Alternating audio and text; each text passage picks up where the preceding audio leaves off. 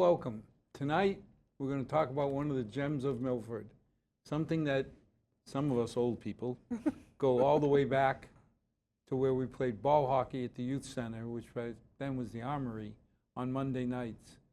Wasn't what it is today, but it still served the kids, and adults played in our league too. It is something to behold. It is something that we can be proud of. Let's start with introductions to the people who make it happen. Hi, thanks for having us, Al, and Milford TV. My name is Jen Ward, and I'm the director at the Milford Youth Center. My name is Joanna Abrantes, and I am the program coordinator at the Youth Center. My name is Emily Steenstra, and I'm the assistant director at the Youth Center. Now, Abrance. It's Portuguese. My husband is Portuguese. I know because my name is Alberto Abrance. Ah. Correa. So then you know. Do you speak Portuguese? Yes. Oh, he does too. I do not.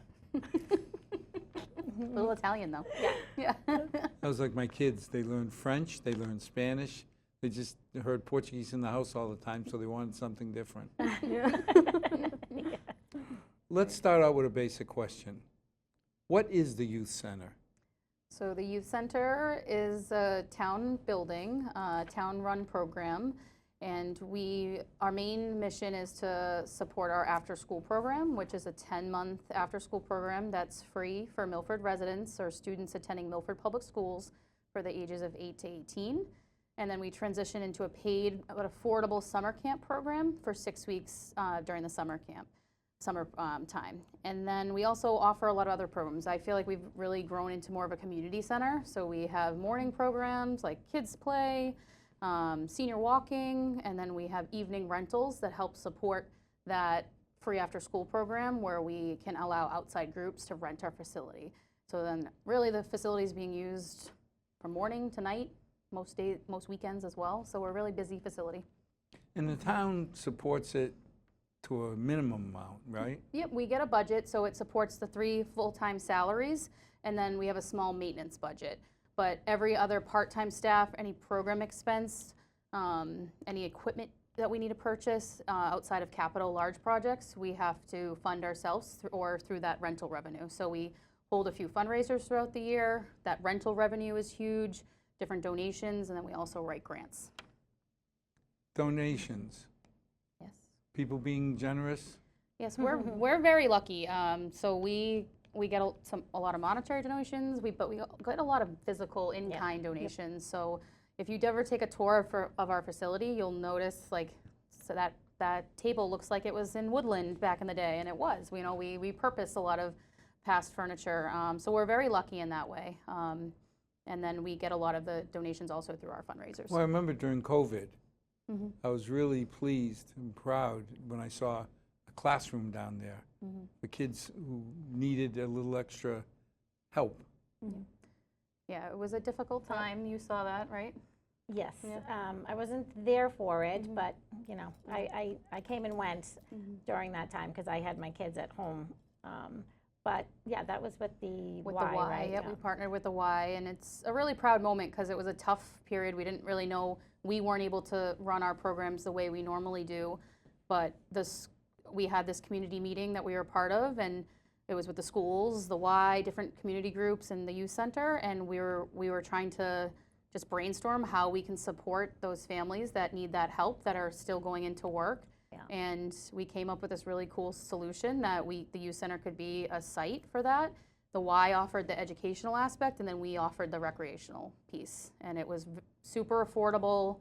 And we didn't profit off it by any means. It was just really the Y for that part of the program, but it was something that I think we can be really proud of that we were able to offer during that difficult time Well, that's period. one thing that always sticks out is it's not gouging. You know, when we talk about the summer program, there's a lot of kids who need an escape. Yeah. But when you start seeing programs that are $300 a week, that's kind of hard.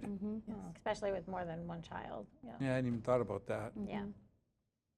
Yeah, Emily does an amazing job with our summer camp program. I'm sure she can tell you guys about that. Tell us about the summer camp. Yeah, so we just ended our summer camp about 2 weeks ago, and we had over 100 children participate throughout the 6 weeks. That doesn't mean they were consistently attending, but we had over 100 kids, and we went on so many amazing trips. We went to Canby Lake Park, Water Whiz, Kimball Farm, Animal Adventures, a lot of really great community programs, the Museum of Science, Onset Beach for our last day, just great opportunities to get kids out to do things maybe that they haven't done before and just have a great time with them. Like, that's our goal, is to make sure that they are still having a fun summer even if they're not with their families and in a scheduled program, right?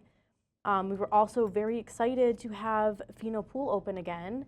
So we went down there 2 days a week. They very graciously took our kids, and they had a blast.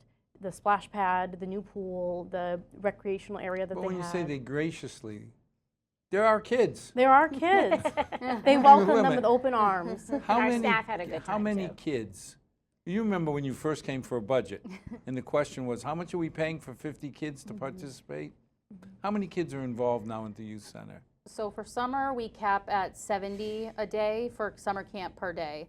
But the after-school program, we're seeing hundreds throughout the day. So, and we're actually going to move it up because we had such a waiting list for our summer camp. We're going to go up to 80 next summer, and that's just for not only the space purposes, but for the bus usage, because we have to map everything out. 80. I didn't tell Joanna Emily that yet. just went, But it was an adjustment because we had to figure out how to, like, Pheno Pool all changed, so we had to figure out how we can manage that group. So we actually went into two groups. So Two that groups twice a week. yeah, so that we didn't send 70 kids and upset all the public. and you don't get charged to go to Pheno, right? No, No. we met with Jim Asum Yep. and Peter Filosa was Yep. one of the people that we talked to as well. So yeah, we met with them. They said they weren't going to charge us this year, and it was a great community collaboration, and we really enjoyed Well, I mean, Pheno Pool funded by Milford. The youth center funded by Milford. Yeah. The kids, Milford. Yeah. it. Makes Seems like a pretty logical Yeah, movement between all three. Yeah. Makes sense. it was great. Why would a kid come to the youth center? Well, let's start with the summer program. Okay. Why would a kid come to the youth center's summer program versus the Y versus some of the private? Well, I think there's multiple aspects to take into consideration with that question, right? I think the number one is the field trips that we offer. We are off-site 4 days a week, if not the full day, part of the day, and it really gives them that interactive piece that some camps might not be able to offer. And we're very proud of that. But we also do themes throughout every week where we have different activities and crafts. So even if a child doesn't appreciate a trip or doesn't love crafts, there is always something for them to do. So everybody is covered, everybody enjoys it to some capacity. And then on top of that, they get to meet other kids in the community, or even in some cases, brand new kids to the community, that they build these relationships in the summer, and then they can bring it into school. So Yeah. it's a really great program. And I'd like to add too, like, our staff are amazing. Like, we Yes. have high school and college age staff. Some of these staff return for 6 summers, and I think what we're told is that kind of distinguishes us is the interaction that our staff, like, we don't pay our staff just to sit there and the kids to be on their phones. Babysit. To Yeah, babysit, right. like they're no. interacting with the kids. That's their expectation, and they grow these amazing relationships and good role models to have. So I think that's a really cool, unique aspect that our camp provides as well. And it was nice to see a lot of our staff, a lot of the field trips that we went on, it was their first time too. So it was nice Yeah. to see that too for them. Yeah. Now, question always comes up, why do we need the youth center? We have plenty of programs after school at the high school. Why don't the kids just participate in those?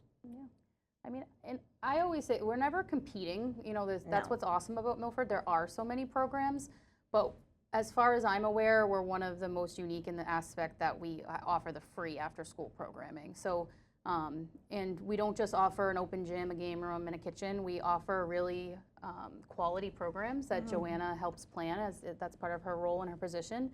And it's a safe space. We're so lucky to have a facility that we do. It's such a beautiful facility, and with the help of Emily and Joanna, with a past BBT student, we've actually created this online tour. So if you can't make one of our open houses, you can actually see it. Because I always encourage people, if you ever want to question what we do or how we do it, like, you got to come see it, because Milford is very lucky to have such a beautiful facility like that, and what we can offer the kids in the community. Well, to me, it was just taking care of a different segment. Mm-hmm.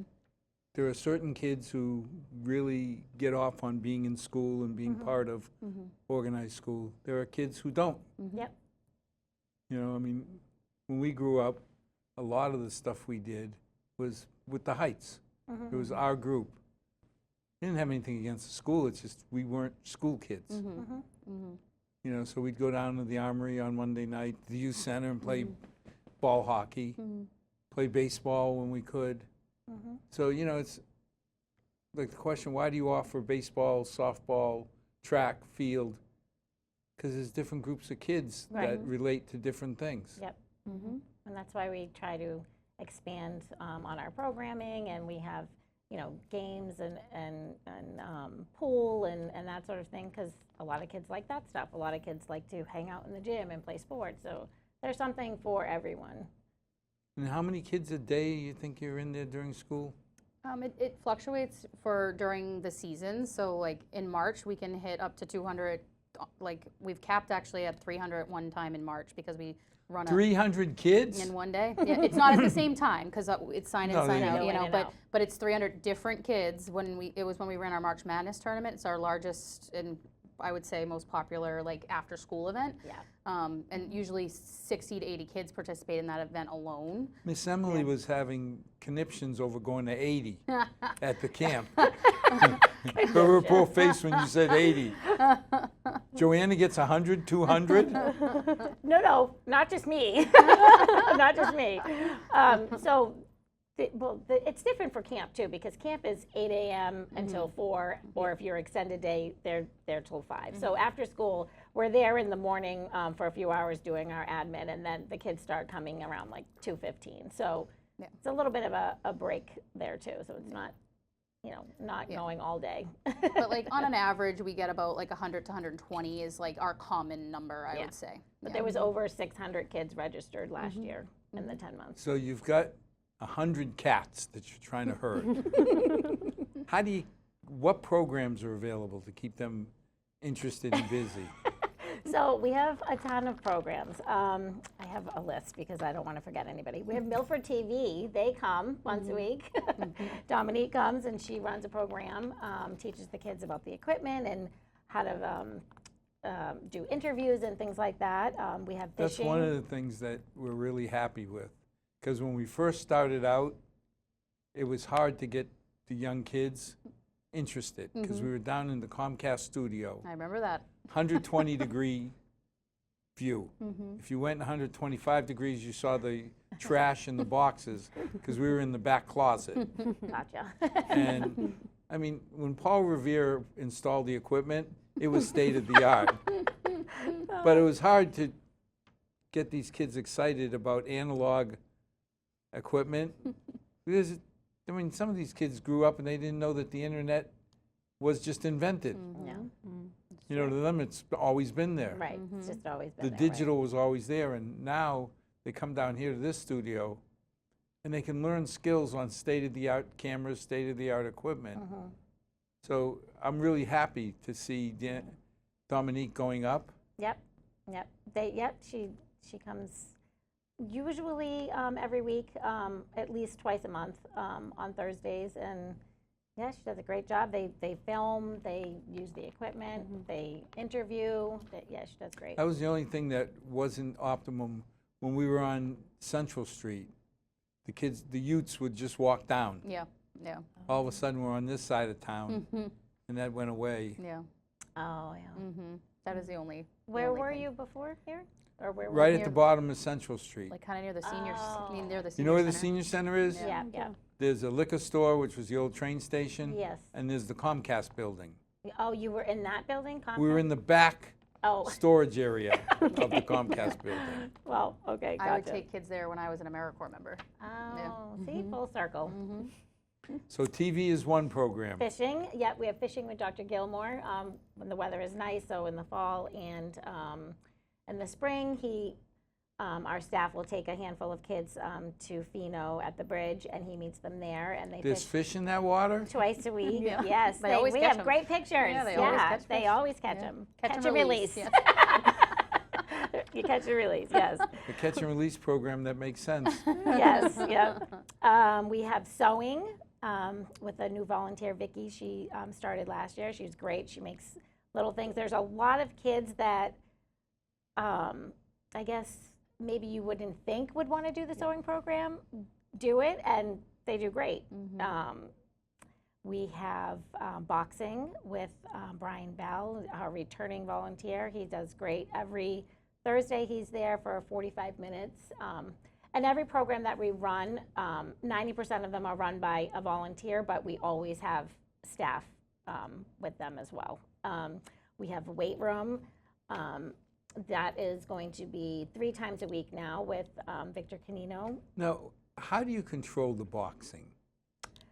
Brian. You got, Yes, I I don't. was gonna say, Yeah, Brian Bell. you got hormone-infested teenagers. Yeah. How Well, do you- he's very good with it. He's calm. He was a boxer for a long time. He's not coached. Is it coached? Yeah, he still coaches actually Yeah. to this day. Yeah, So he just he knows how to, and he knows how to talk to the kids, and and he's very Well, strict with the. yeah. Like he will never let anyone new go in without learning the proper techniques and everything. And Yeah. they don't go in and just start sparring. Like, right. and it's like it's actually very rare that they even like get that far. Like it's like a lot of technique building and it's always, and it's to teach them that this is for, like, you're actually teaching them restraint. Like, this is just physical fitness, and Yeah. because we tell them that this is Well, not to I've be seen used it. outside. My grandkids are involved in Taekwondo. Mm-hmm.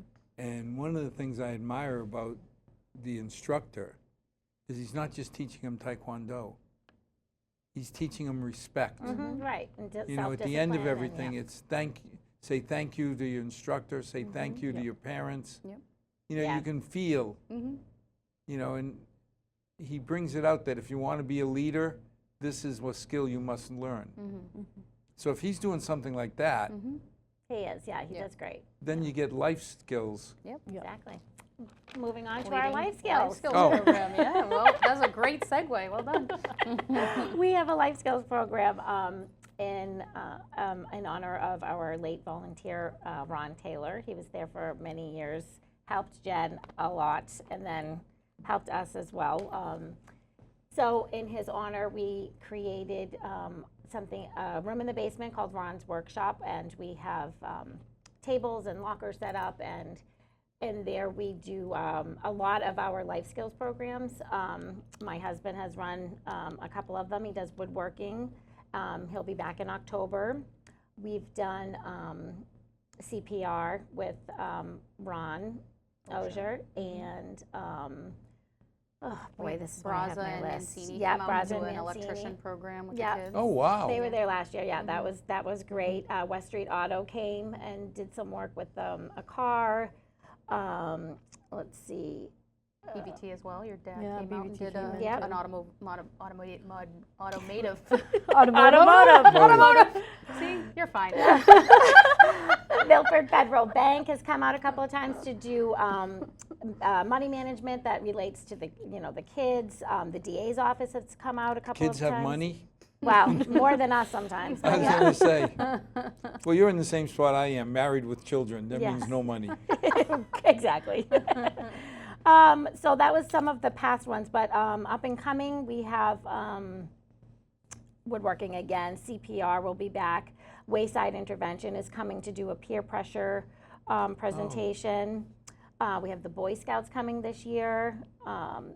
David Sebastian of Wayside Community Service is coming to do a toy making program.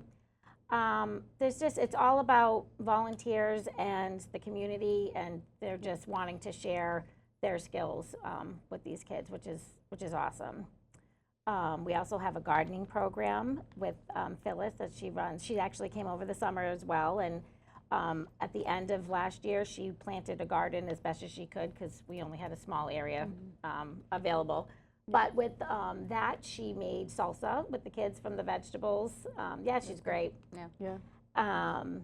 We have a book club with Sam from the library, and she comes once a week. She also came over summer camp, and they gave away a ton of books to the kids, which was awesome.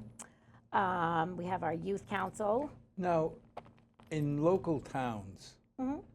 my grandson went and participated with a friend.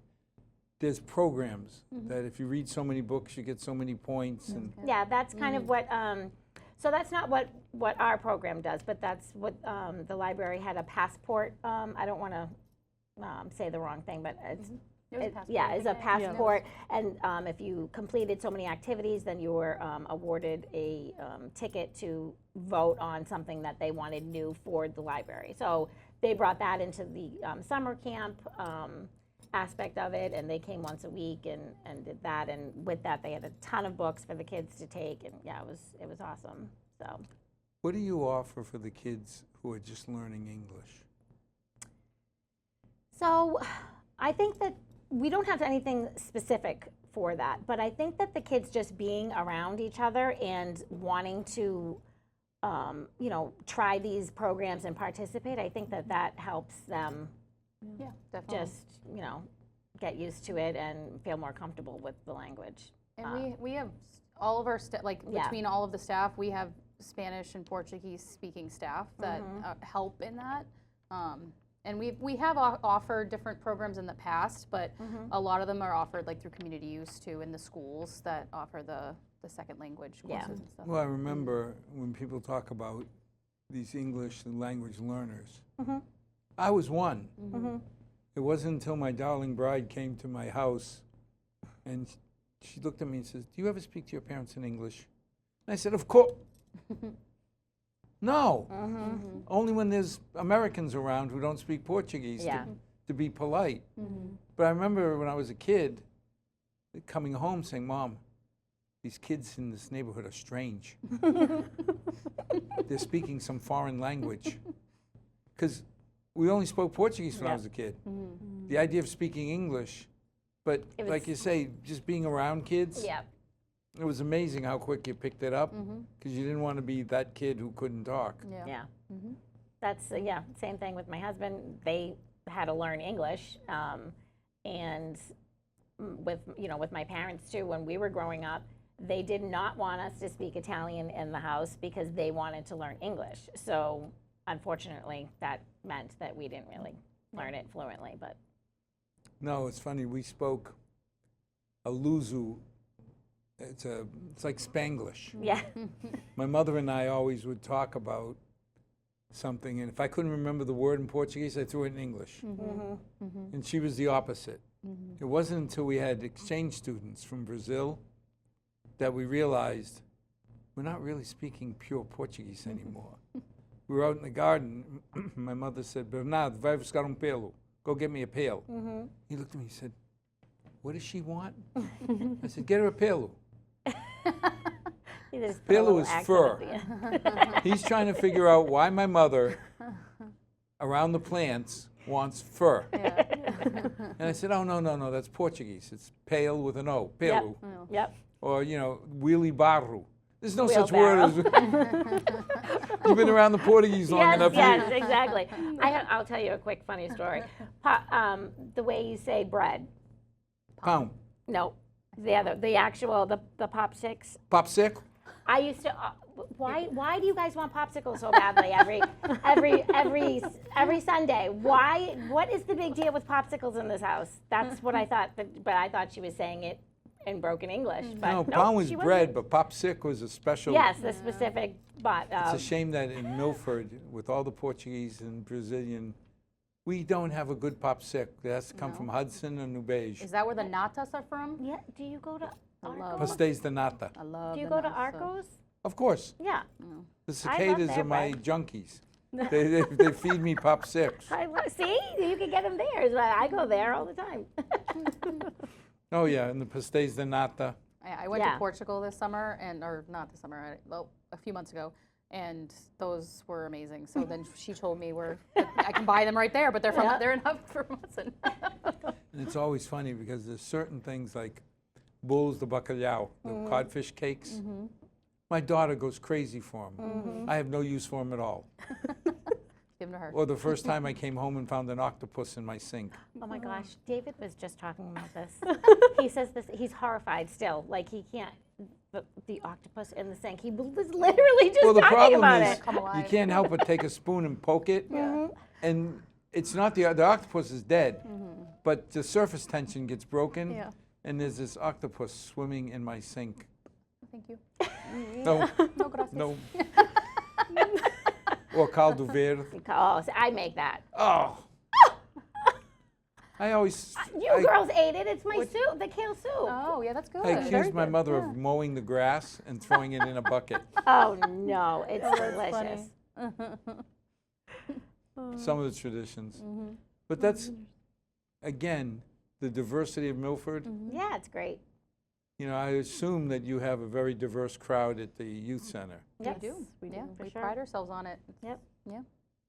You know, Everyone's welcome. you start learning about other cultures. Yeah, yeah. Everyone is welcome at the youth center. So what other big programs are going on? So other big programs. Halloween? Yeah. Oh yes. Oh, I'm thinking like after school stuff. Okay. So yes, October 25th, our big Halloween event is back. So last year we skipped it and did our big fashion show, and so this year we are bringing back the Halloween event.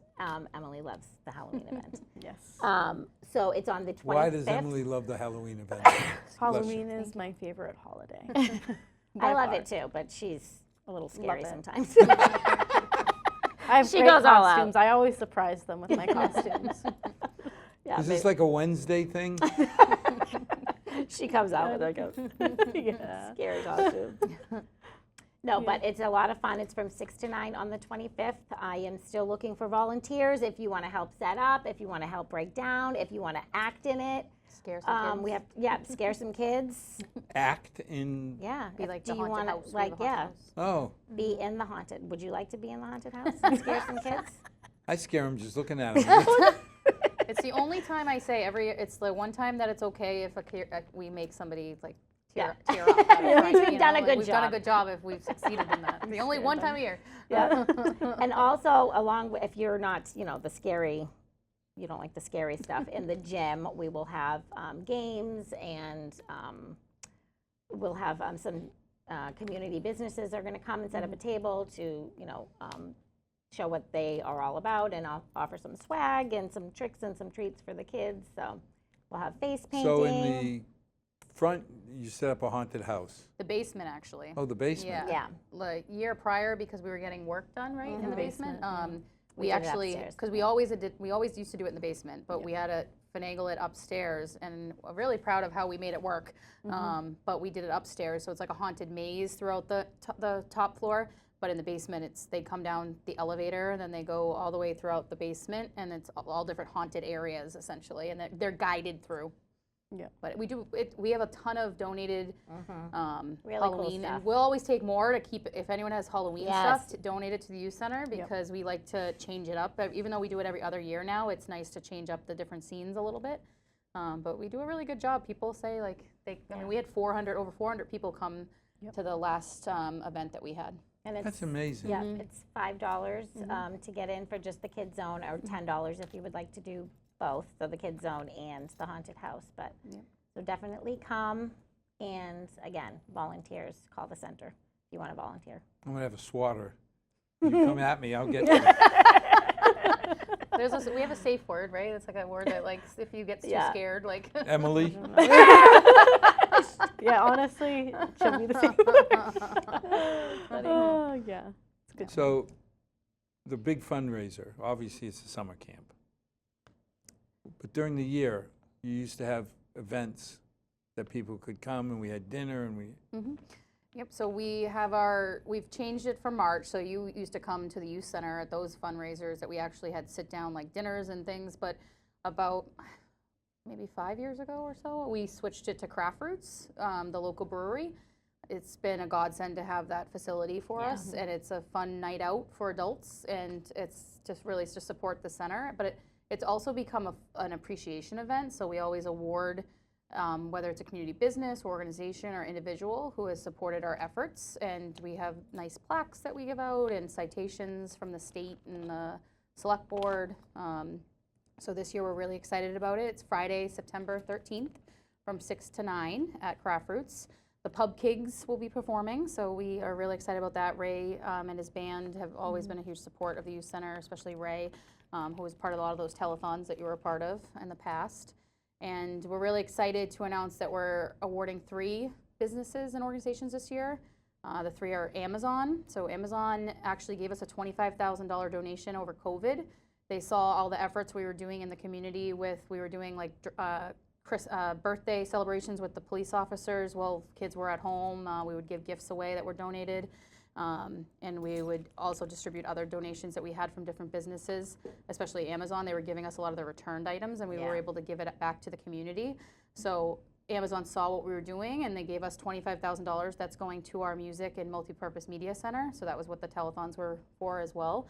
So we're really excited to thank them for their support over the years. The second is, oh God, how am I gonna say?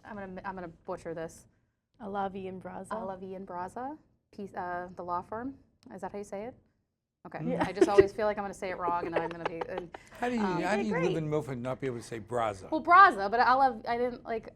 I don't know. She was overthinking it. Did you hear how I said? What word did I just say like a second ago that I can't pronounce things okay. well? But so they're a local business that have given us unsolicited donations every holiday season, like for the last maybe 5 years, like $5,000 donation in December. It's just this like perfect little, not perfect, perfect large donation at the end of the year that we never are expecting, but they've been continuing it every year.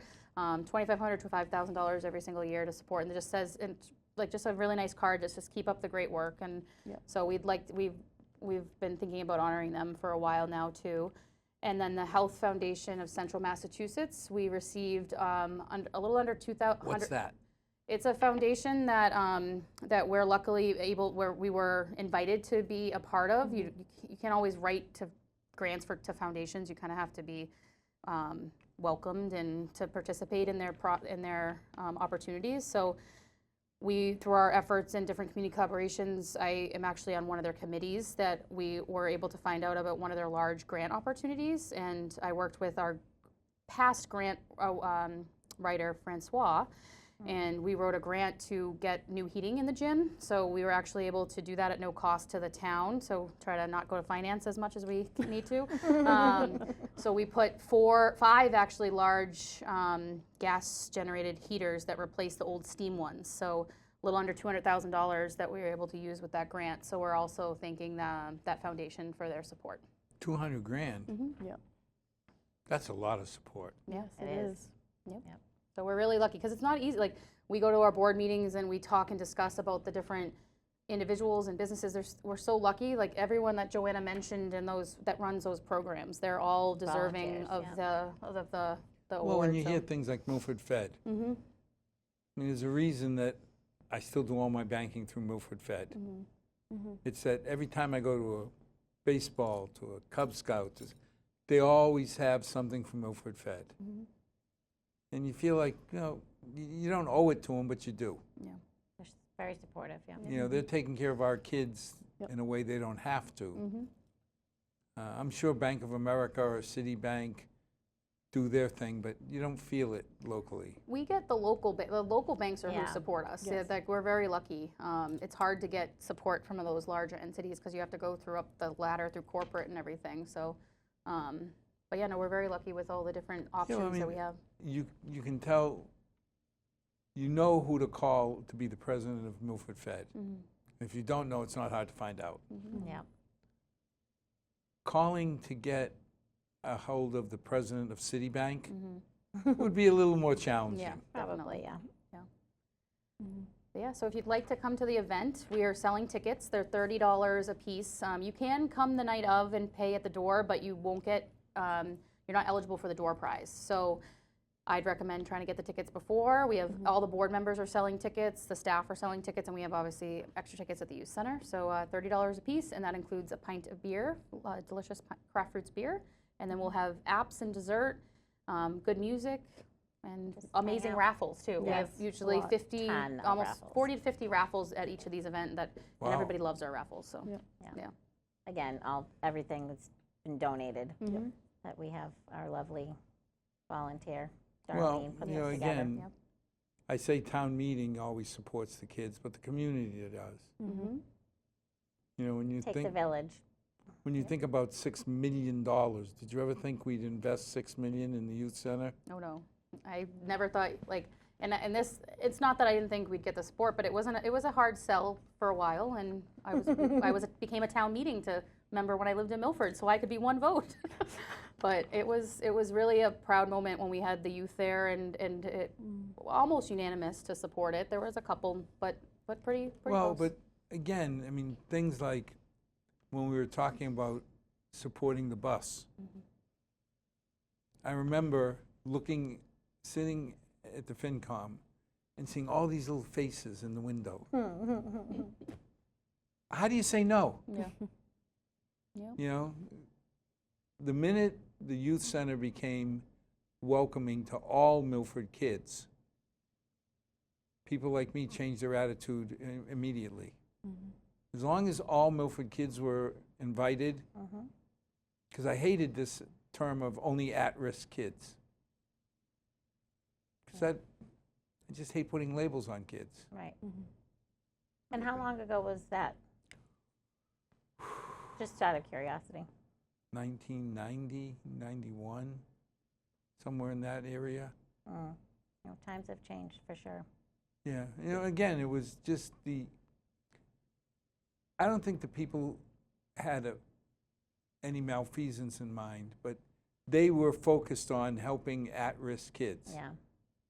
And having non-at-risk kids diluted the effort. Yep. But there were people like me that believed you're not diluting it. You know, we talk about diversity. You know, I always laugh because every year the Heights celebrates the mayor of the Heights and the reunion of the Heights. And I always say we were too busy living diverse lives because you had Portuguese, Italian, Irish, Polish, Armenian, and Greek. Those were the 6 cultures of the Heights. And that's the way it should be. And, you know, your biggest worry was if a new joke came out, I better make it Italian before they make it Portuguese. You know, when we went to Hopedale, I always called Water Street, the hill by the larches. That was the Great Divide. Because on this side of that hill, kids from Luby Ave, go. You're from Luby Ave, you're not from the Heights. Or the kids from the Plains, it's all the Italian kids, get out of here. But the minute you went over the hill, you turned your hat around and it became Milford. If anybody picked on a Luby Ave kid, you were honor bound to step in. Of course, when you're coming home, once you hit the hill again, okay, get out. This is the Heights, go away. But, you know, it was the diversity that made us strong. I remember when we were looking for schools for my youngest daughter, we went to the Faith School. Beautiful. The resources. We were spending $10,000 a year per kid in Milford. They were spending $26,000. Wow. So of course they had a lot more. Everything was beautiful till this young lady, very elegant, very well spoken. I asked her, I said, now, where are you from? She said, Hopkinton. I said, how much do you get involved with kids and events in Hopkinton? Oh, never. We stay within the Faith School. I looked at my wife, I said, that's it, we're out of here. I mean, I grew up in Milford. I was born in Milford. And the first thing I did, like any Milford kid wants, is run away. You know, went to Worcester and then to Washington. Then we went to Paris. And I loved living in Paris, loved living in Washington. But when my daughter was born, that gravitational pull brought me right back to Milford. Because it is a special place. And when we have programs like the ones you're bringing out, it just makes you feel better. Yeah. So what are the biggest challenges you face? Besides money. I know that's going to come. I know. Always the money. No, I mean, it's like, I used to be like after COVID, I feel like it used to be staffing, but because it was hard to get people back into that mindset. But we've always had a really good, like getting the youth hired and stuff. We have a good team. But I think it's just that we still need more. Like it's the 3 of us running everything we do is really hard. We finally were able to get some front desk help because like I said, we run this program from morning to evening. Come on, you only have 200 kids you gotta look at. Exactly, exactly. So like luckily we were able 200, to, same thing. yeah. But we've been able to finagle getting some part-time help with the front desk, but as our programs grow, as our numbers grow, it's gonna mean we need more staffing, like help. We can only work with part-time staff in terms of young kids that are only available after school, Right. you know, for those part-time. So, so that's the next, that I would always, that's like the biggest one challenge, the biggest challenge with, because I mean, we don't only just run those programs, we haven't even talked about our Youth Works program. So we get funding from the state for now 4 years to help employ youth who are income eligible over the summer, and we've actually been able to get full year funding over the last 2 years. And that doesn't just benefit the youth center, it helps other municipal agencies and local businesses. What does income eligible mean? So that is a state, it's a part of the state requirement. So they have to fit a certain bracket in terms of getting the funding that we get from the state to be employed through the program. It doesn't mean it takes away jobs from kids that don't fit that, because not all of our kids are youth workers, essentially what they're called. But so it just helps with the funding to help offset that and to help in that workforce area. But this year we were able to employ 12 additional youth at 4 different locations, the youth center being one, and Nutri4A Nutrition, Yeah. Double Bubble. Double Bubble. And We All Hoop, which is a local Yes. basketball organization. Yeah. It was all in Milford? Yeah. So we were able to give up 12 to 15 hours a week that is funded straight through the state. But in addition, we have 3 staff that help oversee the program that offer programming and to help teach like life skills and employability skills to these kids as well, young adults. So we have speakers come from the schools, from the Central One Banking came in, the DA, not the DA, the Attorney General's office came in and spoke to them as well. So a lot of teachable skills that we offer too. So that's a really awesome, really proud program that we were able to I think provide. I'd be scared if you said the Attorney General wants to talk to you.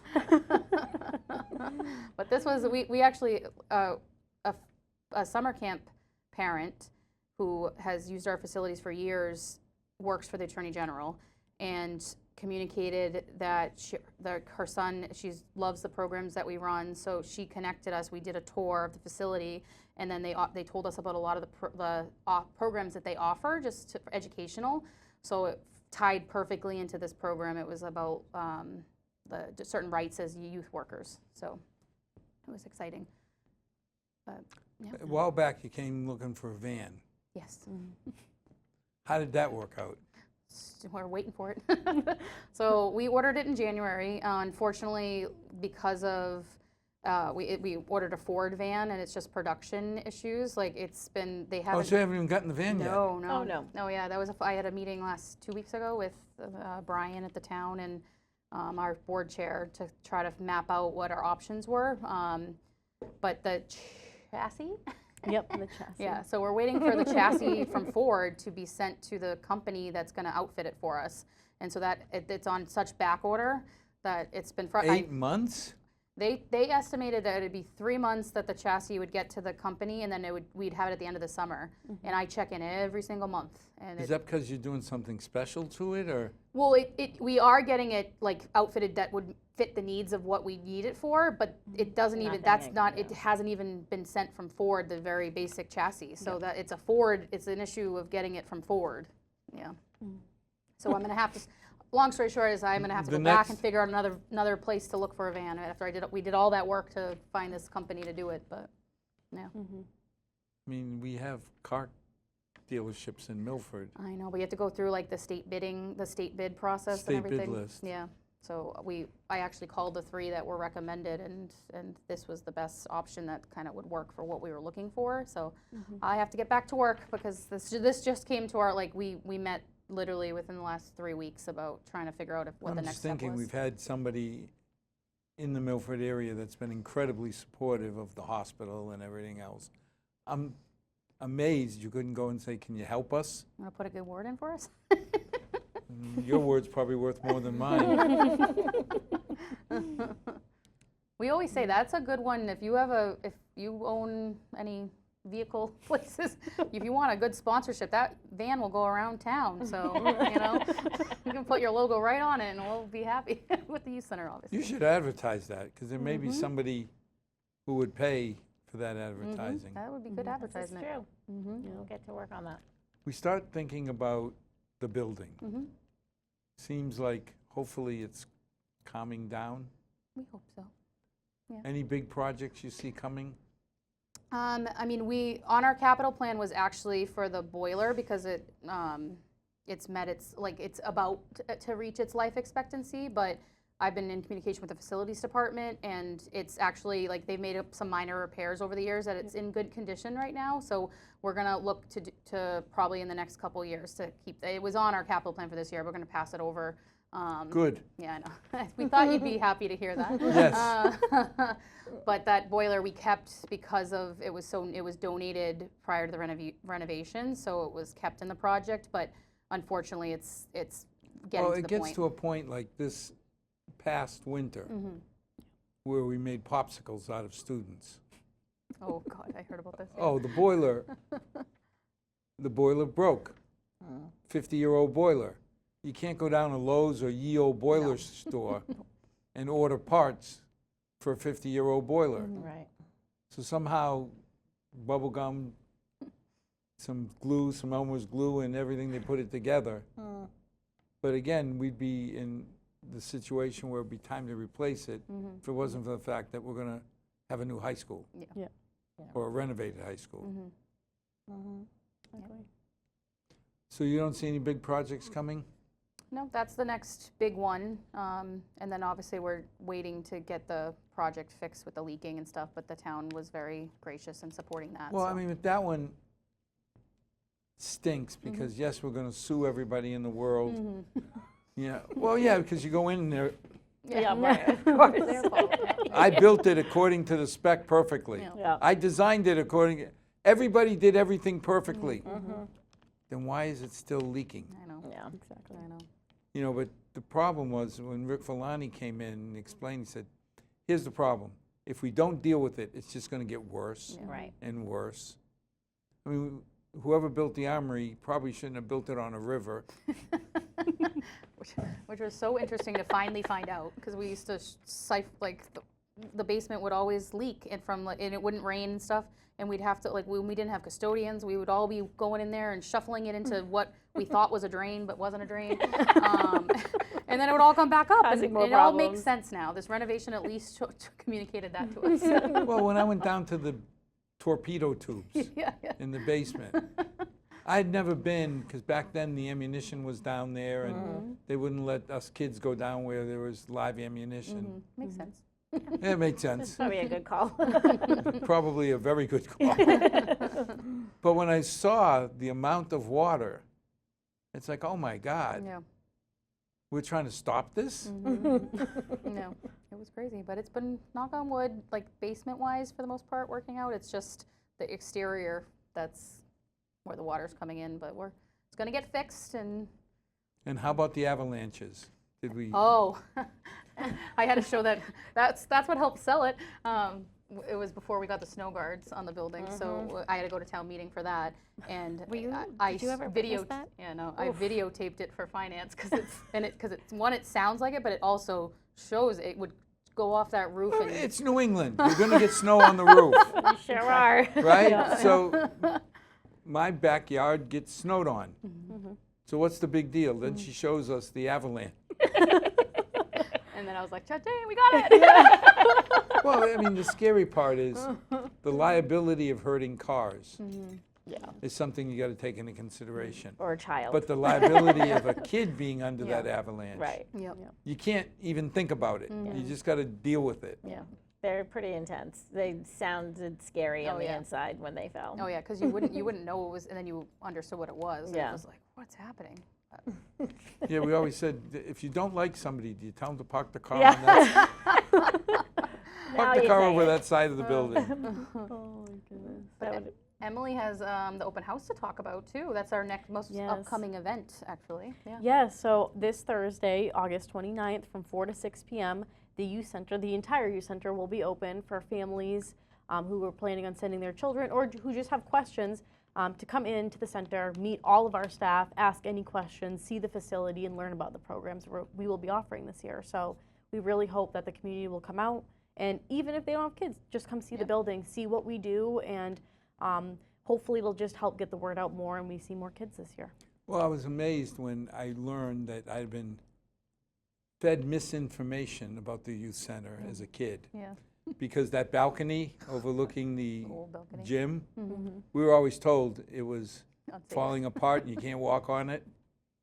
Then we found out that was just to keep us off of it. I'm glad it's not there anymore. Wait, what? It was before the renovation. There was a balcony that spanned like basically the whole, whole like The whole gym. top floor, like the gym, like where the windows are facing out. Like Wow. there was a balcony there, and there was doors that went out to it. And kids would purposely like throw the balls Oh, up my there, but they thought they could go get it. I'm like, no, I have to go get it. Like, You're risking me. We always thought it was structural problems. We never knew it was control problems. Yeah.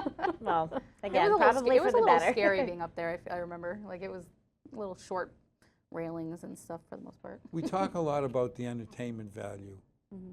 I remember being impressed at how many after-school tutoring classes that you have. Do you still have those?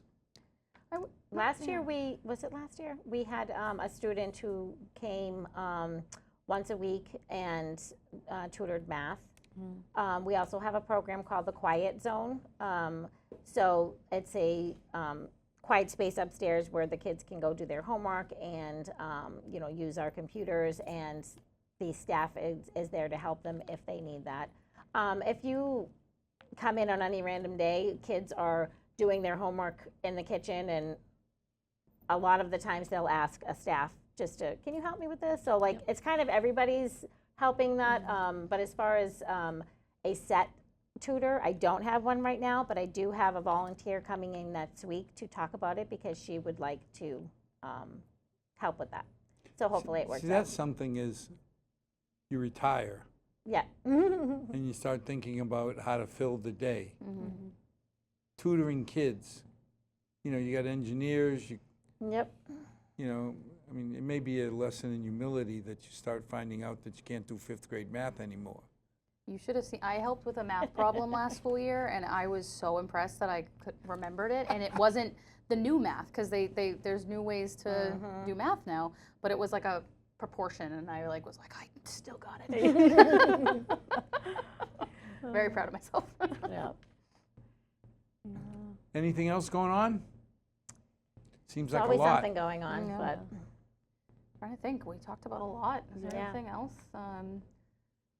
We're going to be participating in an event at Barbell. So we're so lucky to get so much community support, but we also try to help out at different events and be a part of different community things. So Barbell 88 is a gym in Mendon, and they actually have been so supportive of the youth center. The owner, Andre, formerly came to the youth center when he was younger, prior to being renovated and everything. So when he became a successful business owner, he wanted to give back. And over the last 2 holiday seasons, he's donated an estimated over $50,000 worth of gifts with his gym and local supporters. He has a lot of different collaborations with different businesses as well that help support it. But that was redistributed to our community and members of our programs. And then he actually hosts an event at his facility in September to give back to athletes with special needs. So we're I think actually he came on the show with Jen Walsh once. Did he? Yeah. Oh, Yeah, good. he's a really charismatic, Seemed like a awesome nice guy. guy. Yeah. yeah. So we're going to be at that event, and we're going to help with some raffles and things like that. So that's another thing I that think we that's do. the 27th of Yes, I think September. so, It's a yeah. Saturday, yeah. Well, I'm not going to remember all these events. There's a test. at I'll the never end. forget Scary Emily. Come Halloween, I'm going to watch out for Scary Emily. She The has way big she weapons says and everything. She's going to come through Scissors with and- something special. But the website. Yep. How do I get to information? MilfordYouthCenter.org, .com, not .net. Yeah, We don't have that domain anymore.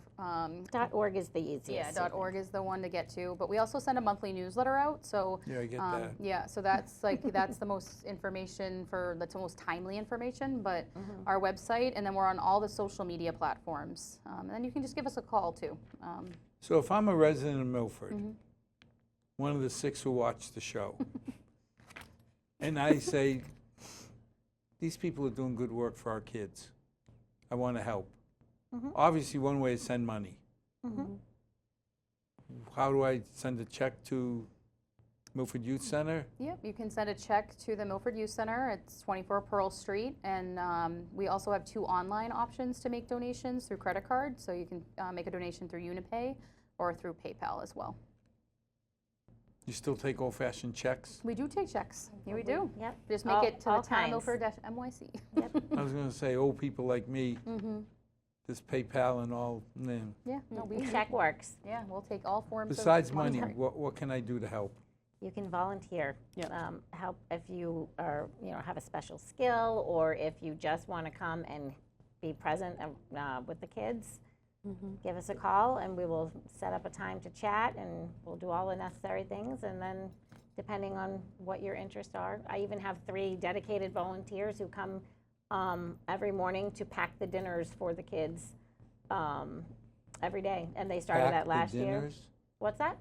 Pack the dinners? Oh, so we have a collaboration with the Hockomock YMCA, and they provide free snacks and dinners to the youth center to all of the children who want one. So they can get that every day after school. It's free to them, but they get delivered in the morning, but they just have to be kind of pieced together. Yeah, but that's nice, because I was amazed to find out that over 50% of our high school kids qualify for free lunch. Now, all the kids get it, Right. Yep. but before It was the whether or Fed not. money came in, you had to be a family of 4 on 34,000 or less, which amazes me, that we've got 50% of our population that need a little extra help. Yep.